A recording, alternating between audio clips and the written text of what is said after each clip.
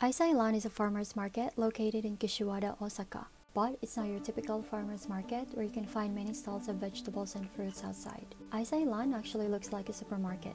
All the vegetables and fruits are inside. I recommend going there before the opening time because the place is always packed with people, especially in the morning, wanting to grab the fresh ones. The market opens at 9 a.m. but the line is already very long, even at 7 a.m., so make sure to arrive as early as you can. It closes at 6 p.m. Aisai offers so many kinds of vegetables and fruits, some of which are actually rare. They have different kinds of eggplants, cucumber, tomato, ampalaya, mushrooms, and a lot more. They even have this super huge pumpkin which I've seen for the first time in my entire life.